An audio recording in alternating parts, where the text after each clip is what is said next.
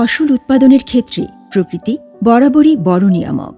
বৃষ্টিকে কাজে লাগিয়ে যেমন সেচ সাশ্রয়ী উৎপাদন সম্ভব, আবার অতিবৃষ্টি, বন্যা, খরা, ঝড়, জলোচ্ছ্বাস কৃষির জন্য নিয়ে আসে বিপর্যয়। প্রকৃতির প্রভাবকে চাষাবাদে কাজে লাগাতে হলে দরকার আবহাওয়ার সঠিক পূর্বাভাস এবং দুর্যোগ সতর্কতা। তবে সাধারণত আবহাওয়ার পূর্বাভাসে কৃষির জন্য প্রায়োগিক তথ্য কৃষকের বোধগম্য ভাষায় দেওয়ার সুযোগ হয় না। কৃষকের কাছে আবহাওয়ার পূর্বাভাস পৌঁছে দিতে কৃষি সম্প্রসারণ অধিদপ্তর বিশ্বব্যাংকের ঋণে বাস্তবায়ন করছে কৃষি আবহাওয়া তথ্য পদ্ধতি উন্নতকরণ প্রকল্প।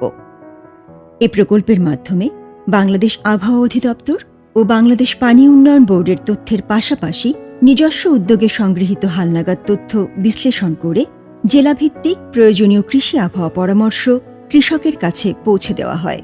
এই তথ্য কৃষককে চাষাবাদের ক্ষেত্রে সঠিক ও সাশ্রয়ী সিদ্ধান্ত নিতে এবং ভালো ফসল ঘরে তুলতে সাহায্য করে।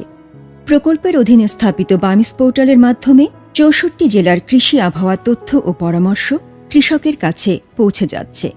প্রতিটি জেলার জন্য সপ্তাহে ২ বার এবং জাতীয় পর্যায়ে সপ্তাহে ১ বার তথ্য ও পরামর্শ প্রদান করা হচ্ছে। ৪৮৭টি উপজেলায় কিয়স্ক স্থাপনের পাশাপাশি ৪,০৫১টি ইউনিয়ন পরিষদে স্থাপন করা হয়েছে কৃষি আবহাওয়া ডিসপ্লে বোর্ড। নিয়মিত বৃষ্টিপাতের তথ্যপ্রাপ্তি নিশ্চিত করতে ইউনিয়ন পর্যায়ে রয়েছে স্বয়ংক্রিয় বৃষ্টিপাত পরিমাপক যন্ত্র।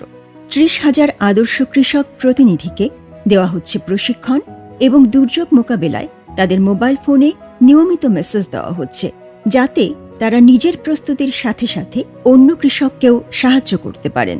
এর পাশাপাশি মাঠে যেসব উপসহকারী কৃষি কর্মকর্তারা কাজ করেন তাদের কাছেও নিয়মিত তথ্য সরবরাহ করা হচ্ছে, যাতে তারা দিতে পারেন সঠিক পরামর্শ।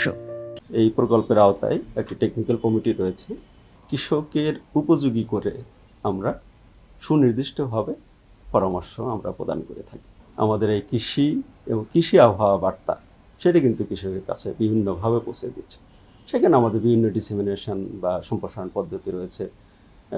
গ্রুপ মিটিং হয়, তাদের ফার্মার্স ট্রেনিং হয়, বিভিন্নভাবে কিন্তু এই আমাদের উপসহকারী কৃষি কর্মকর্তা, কৃষি সম্প্রসারণ অফিসার, উপজেলা কৃষি অফিসার তারা কিন্তু এই কৃষকদের এই বার্তাটা কিন্তু পৌঁছে দিচ্ছে। পাশাপাশি মোবাইলে আমাদের অ্যাপস রয়েছে। আমরা SMS এর মাধ্যমে টেক্সট মেসেজ যেটা সেটির মাধ্যমে আমরা জানাচ্ছি, আমরা ভয়েস মেসেজ দিচ্ছি। আমরা সারা বাংলাদেশে ৬৪ জেলা এবং হেডকোয়ার্টারে ডিজিটাল ডিসপ্লে বোর্ড স্থাপন করেছি, যার মাধ্যমে আমরা একদম আপডেটেড যে তথ্য সেটি কিন্তু আমরা ডিজিটাল ডিসপ্লে বোর্ডের মাধ্যমে সারা বাংলাদেশে আমরা পৌঁছানোর চেষ্টা করছি। প্রাকৃতিক দুর্যোগ থেকে ফসল রক্ষার জন্য স্বল্প ও মধ্যমেয়াদী পূর্বাভাসের পাশাপাশি দীর্ঘমেয়াদী অর্থাৎ সাবসিজনাল টু সিজনাল ফোরকাস্ট অত্যন্ত জরুরি। বাংলাদেশ আবহাওয়া অধিদপ্তরের সহযোগিতায় কৃষি আবহাওয়া তথ্য পদ্ধতি উন্নতকরণ প্রকল্প বাংলাদেশে সর্বপ্রথম সাবসিজনাল টু সিজনাল ফোরকাস্টের শুভ সূচনা করেছে। আর এটি উদ্বোধন করেন কৃষি মন্ত্রণালয়ের সচিব ওয়াহিদা আক্তার। প্রান্তিক কৃষকের কাছে সহজভাবে আঞ্চলিক ভাষায় কৃষি ও কৃষি আবহাওয়া তথ্য ও পরামর্শ সম্প্রসারণে নবদিগন্তের সূচনা করেছে কমিউনিটি রেডিও। দেশের ১২টি অঞ্চলে কমিউনিটি রেডিও উদ্বোধন করেন মাননীয় কৃষিমন্ত্রী ডক্টর মোহাম্মদ আব্দুর রাজ্জাক।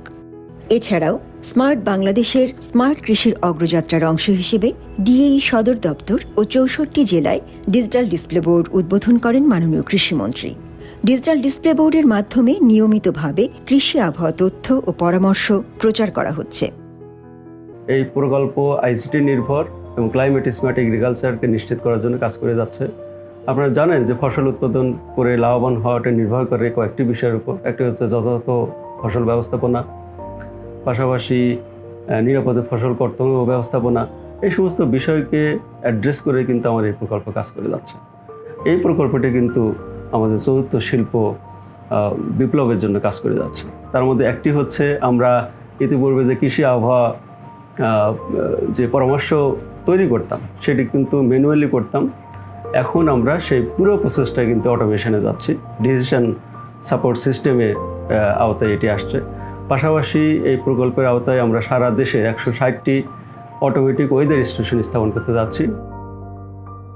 সঠিক ও সময়োপযোগী তথ্য প্রাপ্তির মাধ্যমে কৃষক যেমন উপকৃত হবে, তেমনি জাতীয় অর্থনীতিতে তা বিশাল ইতিবাচক ভূমিকা রাখবে।